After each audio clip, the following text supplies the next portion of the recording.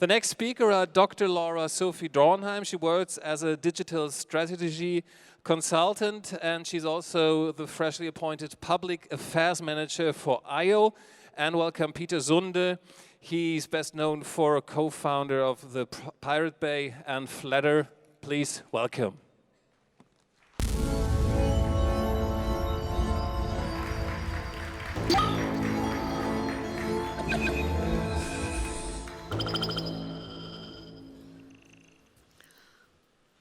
Hi. Hello, everyone. So we have lots to tell, so we just jump right into it. Why are we sitting here, the two of us? We do not only share that pirate thing, but there was something else. A few years ago, the people which I work now at Adblock Plus and your people with Flattr had the same thoughts.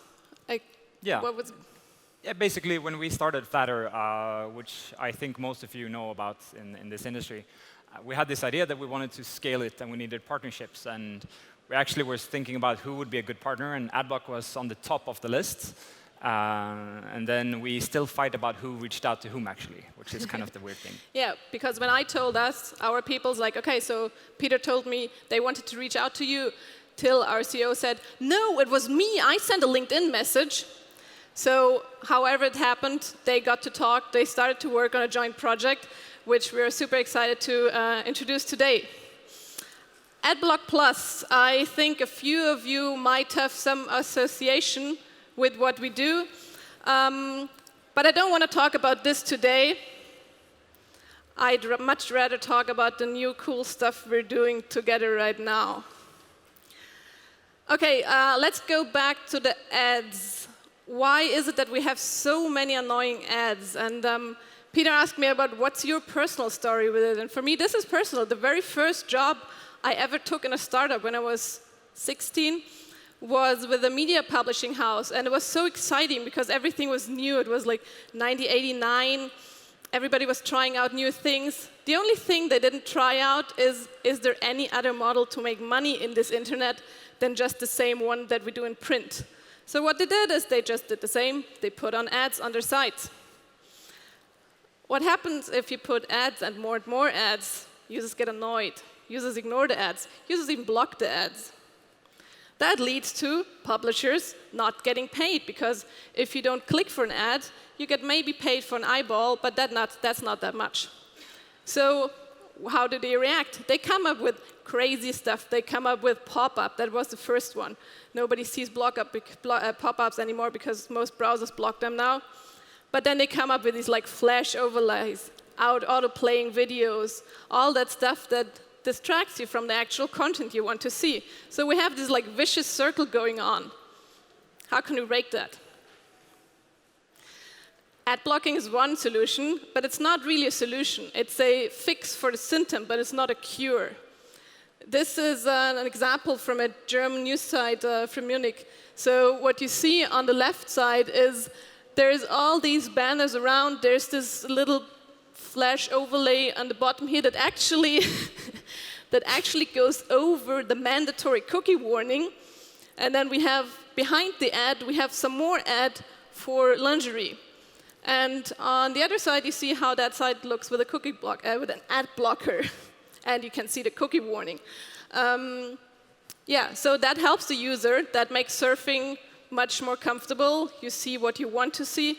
But that doesn't help the publisher, because if you have an ad blocker installed, they don't get money from you. So we need another solution. Publishers and content creators have been complaining about ad blockers and about declining revenues online, well, since they ever started publishing online, really. But so far, we have not seen really innovative solutions anywhere. There's like all these complaining. There's like blockers against ad blockers. There's some that try other offline models, like subscription models. There's, of course, also some with paywalls. But nothing really worked. And then there were some smart people in Sweden that actually had a really innovative idea. and that's why I'm going to talk about Pirate Bay.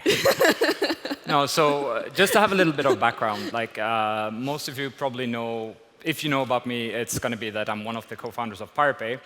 And for me, the thing I'm doing right now is basically the same thing as we were doing with Pirate Bay.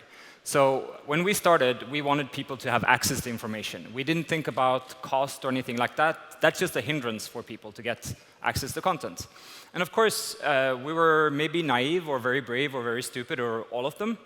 I think mostly stupid. But we started getting threatening letters, just as the people from Adblock are now experiencing. But we decided we have to take a stance for something. And we decided we're going to take a stance for the internet and for the people using the internet. So when we got threatening letters from Hollywood, we sent pictures like this as a reply. Like, instead of you talking about copyright and all of that shit in Illinois, whatever, we have polar bears in Scandinavia. They eat us. We have different types of problems in the world. And we replied to everything like this. Like, we sent world maps showing where the United States were and where Sweden was, and told them to invade us. And they ended up doing that in one way. But this was kind of the plan we had. Like, we wanted people to discuss who owns information, who controls information. And it was never what people said on the other side, because there's always two sides of a story. And the opponents that we had said, like, oh, these are just generation free. And I didn't really believe that, because every time they talked about some sort of monetization, it was how can we take our current business model and put it on the internet and just keep making the same amount of money and having the same control as before. It was not about an open free market, even though they claimed that to be the case. So I've always been a fan of thinking differently, not for the sake of thinking differently, because that's where you actually have really funny outcome. And sometimes people think what's obvious, and they're actually right. And that was kind of the idea I had with, now people get this. This is funny. But it was actually the idea that I had when we started with Flattr, was that I wanted to challenge people's thinking of value, which has been kind of the case I've been doing. So besides working with Flattr, besides working with all of the other things, I also work with as an artist, because it's cool to be an artist. And mostly challenging the idea of value. So I made this machine last year, which is called the copy machine. And the copy machine basically makes a copy of a song, and then it deletes the copy. And it just prints how many copies is ever made and how much money that is supposedly worth and destroyed according to the music industry. Because it's all weird, like the value, what is the value? What is it money that it represents or not? All of this thinking ended up, of course, being Flattr in the end, where I wanted people to be able to support people with not talking about money, but talking about value. What kind of value does this bring to me? So for those who don't know, Flattr basically is a subscription system where you put in money each month, and you decide who you want to share your money with. But you don't decide the amount of money. You just decide, I want to share my money with them. And our system calculates that. And I think the next is our new video. You want to show this, maybe? You just don't want to click in case it doesn't work? No, I'm tired of clicking. It does work.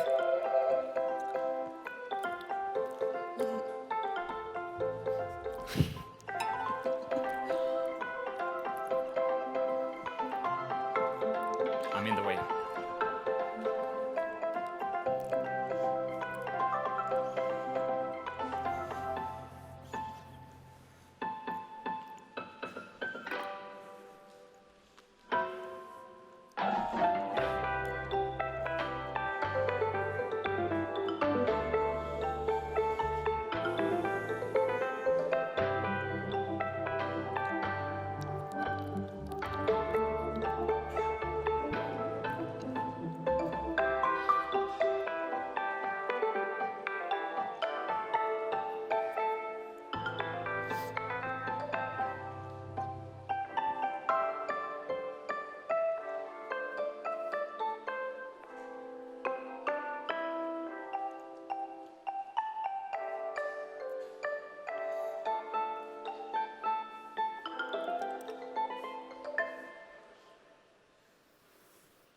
Yes.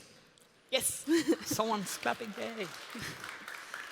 Did we actually say what the product is? No. No. So what it maybe said so far, I think, is Adblock Plus and Flattr got together and made a baby that's called Flattr Plus. and she's also making a baby.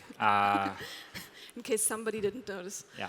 No, but so basically we decided that we want to team up with someone who has a huge user base, because the problem we always had with Flattr is that we needed to convince people that are publishers to integrate Flattr with their platforms.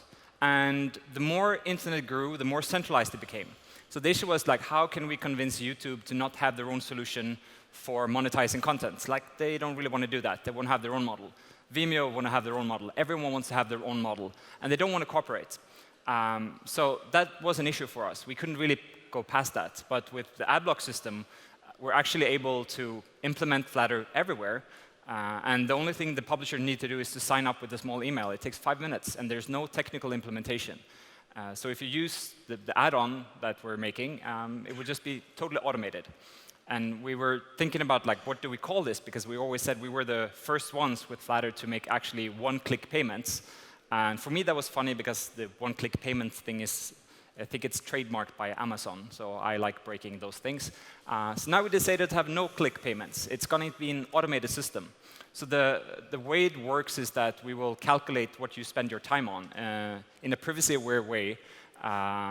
So to see what you actually engage with, what type of content that you engage with, and figure out that you want to actually support that. So you don't have to think about anything. You just have to use the internet. And it actually rewards quality experiences instead of rewarding clickbaits. Yeah. Yeah, and now we thought, how can we demonstrate something that main feature is it works without doing something, it works invisible in the background. So we brought cookies. And now I would need some volunteers. Who of you has a blog? Quite a few. Quite a few. It's the right place to ask. Do you want to come up on stage? You just have to stand here for a minute. Anyone? Great. OK, who of you has a podcast? Same people. Yep, come. Whoever wants to come, come. Come. Don't be too shy. The idea was to have like a representative of all these groups, but we can have more than one. Come on, Tim. OK, Tim is too shy today. Who of you is an artist? Who has work on the internet as a photographer, as a songwriter, as a graphic designer? Yeah, come on, join us. Who of you codes and shares that code on GitHub or somewhere else? I see somewhere over there. Please, join us on stage. Last but not least, who of the journalists, I know that you're out there, dares to come up on a stage to Peter and me? You're a journalist? Yeah. Awesome. Yes. Please. OK. No other journalist? You're all too shy, but you're missing out. The idea we have is like to somehow represent how nice the system is. We can't really go around giving out money. But we have something which is even better today, which is, unfortunately... Yeah, we have something that's much better than money. So, because what Flattr Plus does, it lets you as a user, lets all of us as users share our love with the content, with the makers of the content we love. So, see these people as brave examples of a great new open internet that rewards good content without ads. And to thank you, we're not handing out Flattrs today because they're invisible, but we're handing out cookies. And they're actually vegan cookies. I'm super happy. They're all vegan and gluten-free. And if you feel really good, you can take 2. And so we're saving some for the journalists if you want to come in privacy later. He's a really good one. He's creating extra good content, so he gets 2 cookies. Yeah, that's good. OK, I think basically that's what we planned, because we've been really stressed the past days for getting this up and running, because the news about what we were doing started leaking out. So we tried being on top of that. So we managed to do 22 minutes, which is awesome. Yeah, perfect. Yeah, so you can all go to our new landing page. You can sign up to be a beta user for Flattr Plus. Of course, you can also sign up for a Flattr account. We're here today, tomorrow, and of course now, as we've been so fast and we had so many volunteers, you can take a seat again if you feel Yeah, you don't have to stand there and like this awkwardness that you all have. I hate that. Thank you very much. Thank you very much. Thank you, content creators. So we have a few minutes left for Q&A, right? If there's anyone who has questions, there's a question. Do we have a microphone somewhere? Where's the question, please? Where is the microphone? Over here. Who's speaking? Oh. OK, perfect. So it's awesome. I like the passivity, but I'm really concerned a little bit about this expectation that the place that people spend the most amount of time on is places that they really want to spend time, rather than just places that are like, you know, guilty pleasures or stuff that you have been trained to spend time on, or suddenly you're stuck in a YouTube click hole of old concerts. I don't know, whatever it is. Are you sure that this is content that should be promoted as like, yes, I want to support these people, or crap, I just spent 10 hours on this Wikipedia loophole? It might still be cool and interesting, but that's my question. How do you know it's good content? So right now what we're doing is that we're actually trying to find a way where it feels that we find an algorithm that measures engagement in the way that people want. But you can also override that. So you will have full control of whatever you actually flatter in the end. But the idea is to kind of figure out what you would have flattered otherwise, just to take away the idea of it. So we'll be in your browser doing all of that. So we're not seeing your browser history or statistics or anything like that. It's just, so that's the way we're doing it. But that's why we need a better test period to figure out what is a good algorithm and how it works. We're kind of OK with what it's right now, but we haven't tested it in a full scale. We need a lot of users in order to actually get all of the feedback. But we feel confident that we're going to do a really good job at that. And you know, of course, you will have full control, so you can opt out of the flatters that you don't want to give. The next question is over here. I'm just enjoying my cookie. Hold on a second. I have a question regarding Flattr, so apologies, Laura. The question is, well, it's a comment question. Don't you hate those? The one is, I feel that you said, and your phrase appeared in the video, the internet has grown up, right? So there's this aspect of change going on. I find that when it comes to supporting content that you like and that you want to support, a lot of it is related to culture. There are certain places in the world where people are more inclined. And here is my question finally. What do you find, what have you seen over the years with Flattr especially, in terms of where in the world people are?